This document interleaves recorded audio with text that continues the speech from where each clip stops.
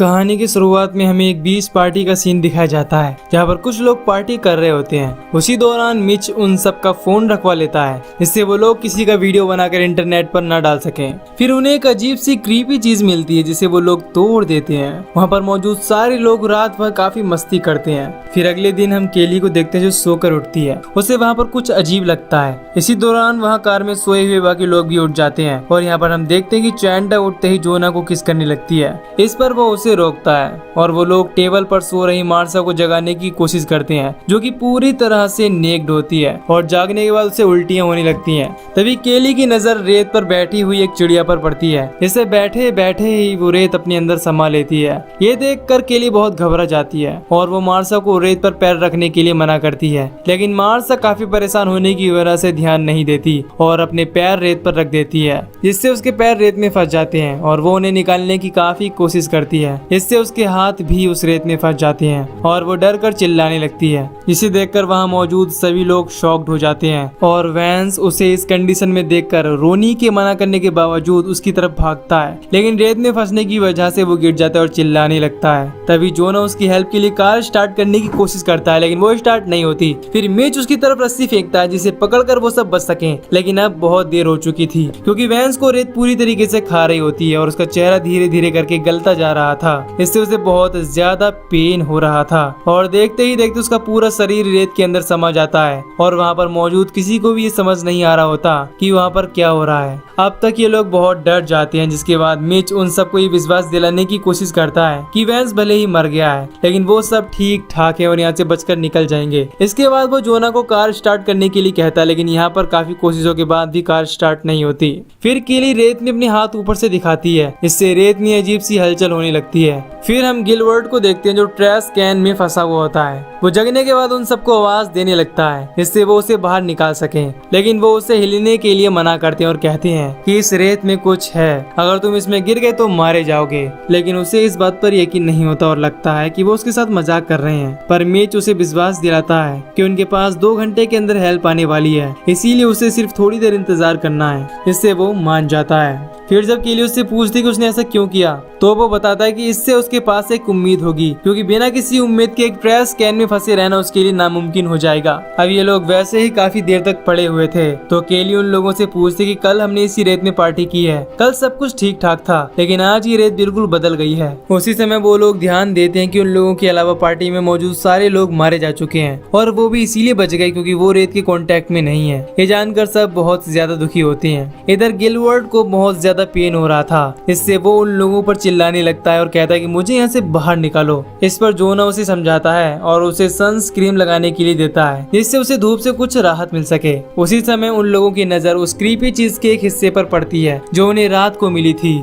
वो अब 2 टुकड़ों में दिख रही थी। इसे देखकर उन्हें पता चलता है कि वो एक अंडा था। इससे उन्हें ये बात कंफर्म हो जाती है कि इस अंडे से कोई ना कोई मॉन्स्टर निकला है और उसी वजह से रेत के संपर्क में आने से लोग मारे जा रहे हैं। इसके बाद उस मॉन्स्टर का आकार यानी कि साइज जानने के लिए केली हॉट डॉग फेंक कर चेक करती है तो इस दौरान उन्हें पता चलता है कि वो काफी बड़ा है और दूर तक फैला हुआ है। जोना वहाँ जाने के लिए कहता है, लेकिन उसे चैंडा मना करती है और रोनी उसे समझाने की कोशिश करती है कि यहाँ पर काफी देर तक कोई नहीं आने वाला, क्योंकि बाकी लोग जो गायब हैं उन्हें भी कोई देखने नहीं आया। इसके बाद जोना स्केटबोर्ड की मदद से आगे बढ़ना शुरू करता है और उसका ये आइडिया काम कर जाता है, लेकिन जब वो किसी तरह से टेबल तक पहुंचता है तो उसी दौरान उसका स्केटबोर्ड खिसकने लगता है। हालांकि वो संभलने की काफी कोशिश करता है, तभी रेत से कुछ खतरनाक रोए निकलने लगते हैं जो उसके पेट पर हमला कर देते हैं, लेकिन वो हिम्मत नहीं हारता और किसी तरह से टेबल पर चढ़ जाता है। पर उसी समय उसकी नजर अपने पेट पर पड़ती है जो बुरी तरीके से घायल हो गया था। इसे देखकर बाकी सब लोग बहुत डर जाते हैं, लेकिन वो दोबारा उठकर बैग में सामान चेक करने लगता है और उसे बैग में एक केला मिलता है जिसे वो खाने की कोशिश करता है, लेकिन इससे उसे उल्टियां होने लगती हैं और तभी सबकी नजर उसके पेट की तरफ पड़ती है जो पूरी तरह से सड़ रहा होता है और उसमें छाले पड़ने लगते हैं, जिसे देखकर वो भी बहुत ज्यादा डर जाता है। केली उसका हौसला बढ़ाती है और उसे बैग में मौजूद सामान सबको देने के लिए कहती है। वो एक एक करके सबको उसमें से ड्रिंक्स देता है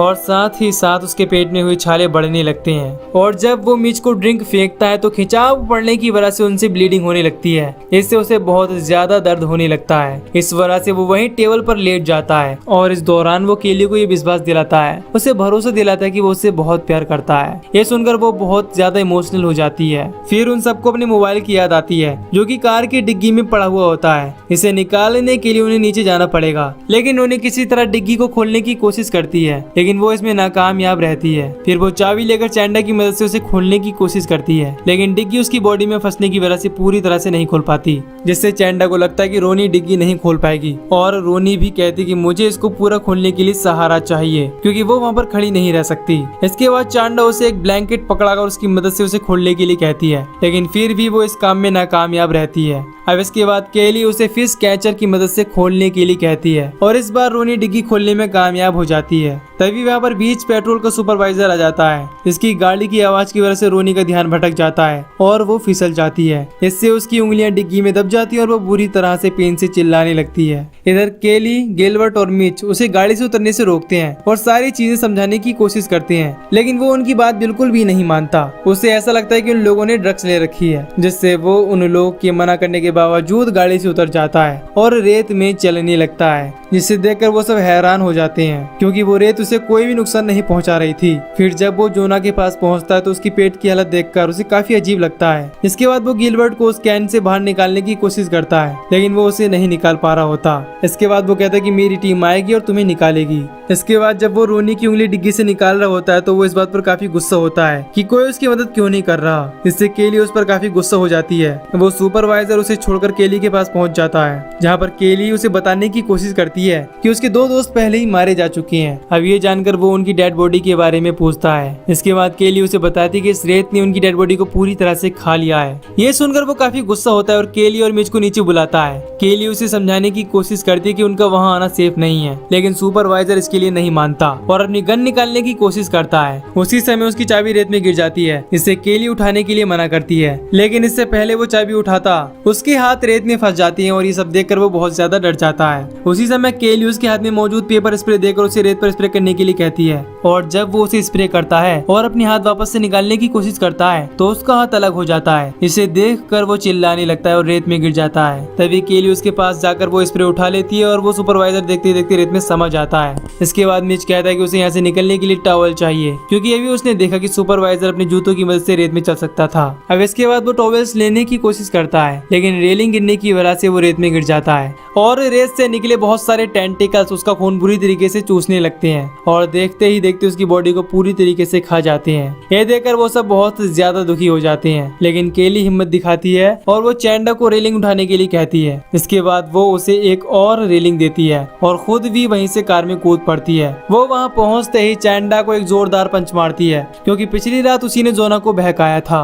फिर वो रोनी की डिग्गी में फंसी हुई उंगलियों को निकालने की कोशिश करती है और चैंडा की मदद से इस चीज में कामयाब हो जाती है। हालांकि इससे उसे काफी पेन हो रहा था, काफी दर्द हो रहा था। इसके बाद केली उसके हाथों में टॉवल बांध देती है, जिससे उसकी ब्लीडिंग कम हो सके। इधर गिलबर्ट की हालत बहुत ज्यादा खराब हो रही होती है। कैन में फंसी होने की वजह से अब उसे ब्लीडिंग भी हो रही होती है, जिससे रेत में मौजूद टेंटिकल्स उसकी तरफ अट्रैक्ट होने लगते हैं। इधर केली चैंडा की मदद से उन रेलिंग्स को जोना तक पहुंचने के लिए रेत में डालती है और उसकी मदद से चैंडा जोना के पास पहुंचती है। फिर केली रोनी को वहां से निकालने के लिए कहती है। वो कहती है कि मेरे हाथों से ब्लीडिंग हो रही है, इसके रेत में गिरने से वो उन टेंटिकल्स को अट्रैक्ट कर लेगी, इसीलिए पहले तुम जाओ। अब इसके बाद केली भी जोना तक पहुंच जाती है। इसके बाद रोनी जोना की तरफ चलने की कोशिश करती है और थोड़ी दूर चलने के बाद उसके हाथों से ब्लीडिंग होने लगती है, जिसे देखकर उसका बैलेंस बिगड़ने की वजह से वो रेत में गिर जाती है और वो भी बहुत ही बुरी तरीके से मारी जाती है। फिर हम देखते हैं कि गिलबर्ट के ट्रैश कैन में भी बहुत सारे रोए आ जाती हैं, क्योंकि गिलबर्ट का खून टपक रहा था। इधर चैंड अपने पैरों में टॉवल और बैग लपेटकर सुपरवाइजर की गाड़ी तक पहुंच जाती है, जिससे वो काफी खुश होती है। लेकिन इसी दौरान गिलबर्ट का कैन उस रेत में निकले टेंटिकल की वजह से खिसकने लगता है और जब उसका कैन हिलना बंद होता है तो उसके कैन से कई सारे मॉन्स्टर के क्रीपी हैंड्स निकलते हैं, जो उसे कैन के अंदर खींच ले जाते हैं और वो भी मारा जाता है। इससे हमें ये भी पता चलता है कि धीरे धीरे वो मॉन्स्टर बड़ा और स्ट्रॉन्ग भी हो रहा है। तभी वो मॉन्स्टर गाड़ी पर भी हमला कर देता है, जिससे चैंडा गाड़ी पर ही स्लिप हो जाती है और गिरने की वजह से बेहोश हो जाती है। इससे केली बहुत परेशान हो जाती है। इसके बाद बड़ी मुश्किलों के बाद चैंडा रात में जागती है और वो एयर बाथ टब की मदद से जोना को कार के अंदर बिठा लेती है। लेकिन जब केली कार के अंदर आती है तो उसी समय मॉन्स्टर उस पर अटैक कर देता है और गाड़ी का गेट बंद कर देता है। इसके बाद केली गाड़ी के ऊपर चढ़ जाती है। तभी उसे गैसोलीन का एक ऑयल कैन मिल जाता है, लेकिन जैसे ही वो उसे उठाती है वो मॉन्स्टर उससे कैन छीन लेता है। इसके बाद वो दूसरा टैंक उठाकर गाड़ी की चारों तरफ रेत में डालती है और लाइटर की मदद से वहां आग लगा देती है और ऑयल गिरने की वजह से उस मॉन्स्टर के ऊपर भी आग लग जाती है। इससे वो बुरी तरह से जलने लगता है। लेकिन जब वो गाड़ी के अंदर जाती है तो वो मॉन्स्टर गाड़ी का गेट खोलने की कोशिश करता है। केली गेट को बंद कर लेती है। फिर वो मॉन्स्टर धीरे धीरे शांत हो जाता है और उन लोगों को नींद आ जाती है। अगली सुबह वहाँ पर एक आदमी आता है जो उन्हें उठाता है और इस समय जब केली गाड़ी से बाहर निकलती है वो काफी डर रही होती है। लेकिन जब वो रेत में पैर रखती है तो उसे महसूस होता है कि अब मॉन्स्टर मारा जा चुका है। इससे वो दोनों गाड़ी से बाहर निकलती हैं और वहाँ से चली जाती हैं। इधर हम जोना को देखते हैं जो कि अब मर चुका होता है। फिर हमें दिखाया जाता है कि अब वो मॉन्स्टर समुद्र में है और शहर की तरफ बढ़ रहा है और यहीं पर ये मूवी खत्म हो जाती है। तो दोस्तों, अगर आपको इस मूवी की एक्सप्लेनेशन पसंद आई हो तो वीडियो को लाइक और चैनल को सब्सक्राइब कर दीजिए। बाकी मैं मिलूंगा आपसे न्यू वीडियो में। Till then take care, love you, bye bye.